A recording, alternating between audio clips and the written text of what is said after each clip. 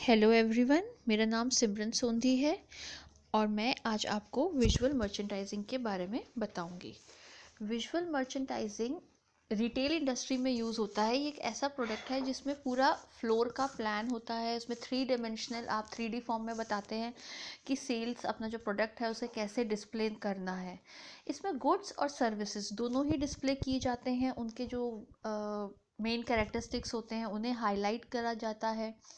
इसका main purpose होता है कि कस्टमर्स को अपने तक आकर्षित करना और उन्हें इंगेज करके रखना, और साथ ही कस्टमर्स को मोटिवेट करना ताकि वो चीज़ खरीदें।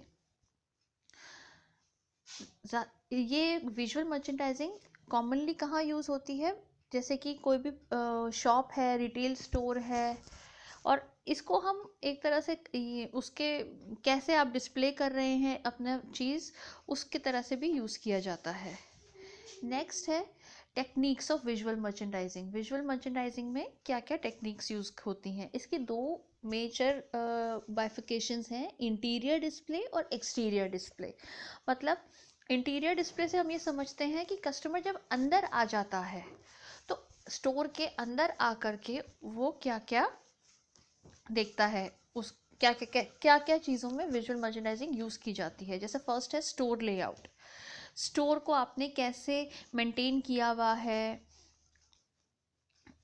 स्टोर का आपने लेआउट कैसा रखा है, कस्टमर किस तरह से वहाँ से चल के आएगा, कैसे करेगा, वो किस जगह जाएगा, क्या आपने बिलिंग काउंटर के पास कुछ ऐसी चीज़ें रखी हुई हैं। तो इस किस तरह से आपने पूरा स्टोर अपना मैनेज किया है, उसको स्टोर लेआउट कहते हैं। नेक्स्ट है मैनिक्विन्स। मैनिक्विन्स ज़्यादातर अपैरल रिटेलर्स के यूज़ में आती है। अपैरल यानी कपड़ों से संबंधित। उसमें एक पूरा मैनिक्विन होता है जो बिल्कुल ह्यूमन फिगर की तरह होता है। इसमें कस्टमर्स देख सकता है कि कोई चीज़ पहनने के बाद कैसी लगेगी, किस चीज़ का कॉम्बिनेशन उसके साथ अच्छा लगेगा, साथ में एसेसरीज कौन सी यूज़ होंगी। मैनिक्विन्स इस काम आती हैं। थर्ड है point of purchase display. Purchase display में क्या होता है कि आप देखते हैं, इंसान जो देखेगा वही खरीदेगा। By what they see, customers वही खरीदेंगे जो चीज़ उन्हें दिखेगी। कई चीज़ आपने कई बार शॉप में अच्छी भी होती है लेकिन वो पीछे छुपा के रखी होती है तो वो दिखेगा नहीं, लेकिन ये वही चीज़ है जो आपके पास बेस्ट है वो आप ज़रूर दिखाइए। दूसरा इसमें पॉइंट ये है आई लेवल। ज़रूरी कस्टमर अपने आई लेवल पे देखता है सबसे ज़्यादा।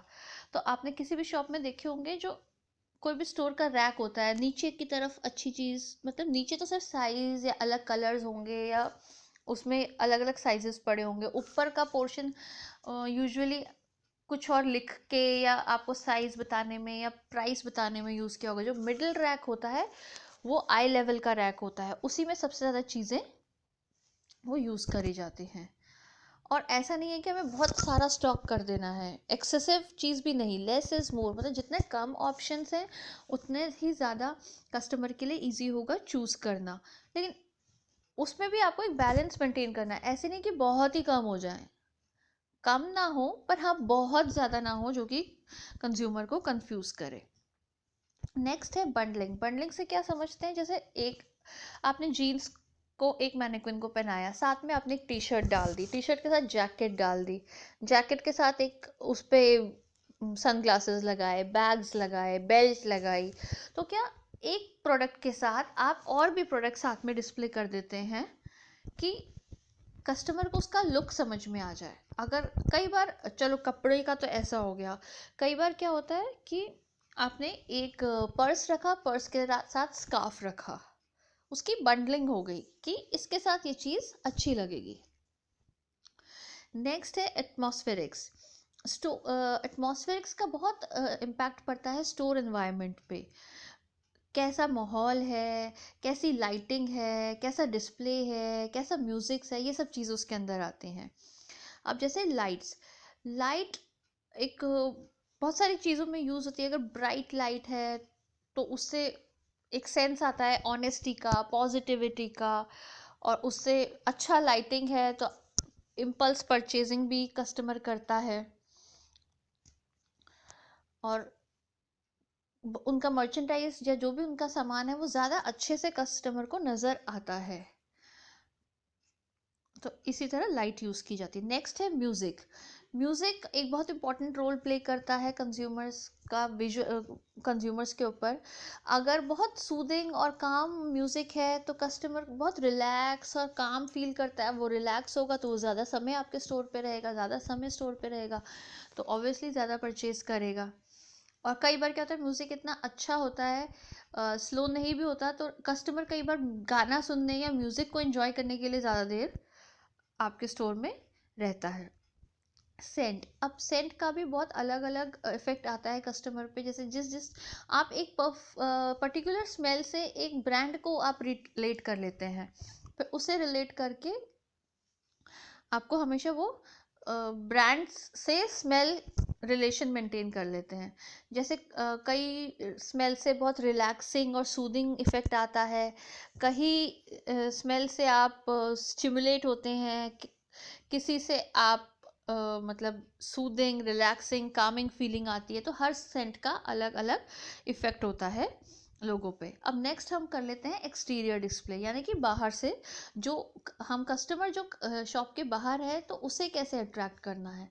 तो सबसे पहले तो कहते हैं विंडो डिस्प्ले। विंडो क्या, एक तरह की खिड़की होती है जो बाहर से लोग देख सकते हैं। उससे कस्टमर हमेशा समझ में आएगा कि ज़रूरी नहीं आप हर शॉप में जाके देखेंगे, पर कई दफ़ा होता है ना, आपको कुछ ख़रीदना नहीं है पर रोज़ आप देखते हो उस शॉप का विंडो डिस्प्ले बहुत अच्छा है, बहुत अच्छा है। फिर जब जिस दिन आपको ख़रीदना है तो आप कहोगे नहीं, वहाँ मैंने अक्सर बहुत अच्छी चीज़ें टंगी देखी हैं, तो आज मैं वहाँ जाके चेक करती हूँ।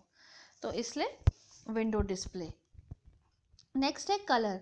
कलर बहुत पावरफुल टूल है। कलर जैसे आपका इंटीरियर है या जिस तरह का कलर से आप कर रहे हैं, जैसे वो काफ़ी इफेक्ट प्ले करता है। जैसे अगर आप ग्रीन, ब्राउन जैसे एनवायरमेंटल फ्रेंडली कलर्स से अपना डिस्प्ले कर रहे हैं तो उसका कंज्यूमर पे ये असर जाता है कि हाँ, हमें भी ये इको फ्रेंडली प्रोडक्ट्स हों या इस टाइप के प्रोडक्ट्स हों।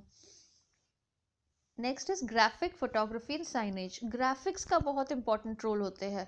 ग्राफिक्स से हम कई बार जैसे एक्टिव वेयर या स्पोर्ट्स वेयर का देखेंगे, उसमें हमेशा ऐसे ग्राफिक्स शो होंगे कि हाँ, ये इस तरह इस ब्रांड के आप कपड़े पहन करके एक्सट्रीम कंफर्ट के साथ गेम्स या कोई भी एक्टिविटी कर सकते हैं।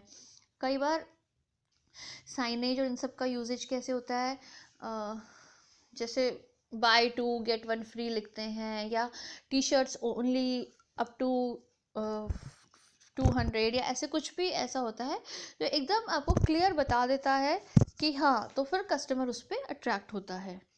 Next is seasonal display. कई चीज़ें सीजन के अकॉर्डिंग होती है, जैसे मदर्स डे, क्रिसमस या न्यू ईयर, उस तरह के, या हॉलीडेज़ पे जैसे दिवाली सेल, उस तरह से भी आप डिस्प्ले कर सकते हैं। फैशन ट्रेंड्स भी आप सेट कर सकते हैं। जो विंडो डिस्प्ले का काम है उसको थोड़ा सा फैशन ट्रेंड की नॉलेज होनी चाहिए, तो ताकि उसे पता होना चाहिए कि लोगों को क्या अच्छा लगेगा। ठीक है।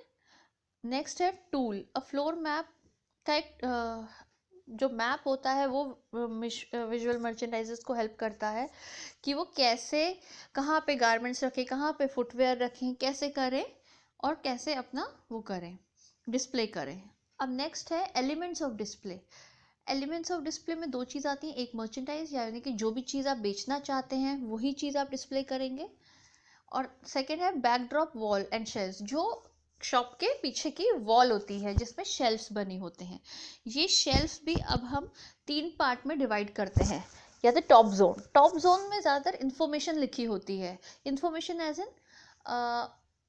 T shirt, T shirts price 199 कई बार लिखा होगा, जीन्स मतलब क्या प्राइस है उसकी या क्या प्रोडक्ट है, जो भी इंफॉर्मेशन वो देना चाह रहे हैं। जो मिडिल जोन है उसमें सबसे ज़्यादा आइटम्स रखे होते हैं, प्रोडक्ट्स।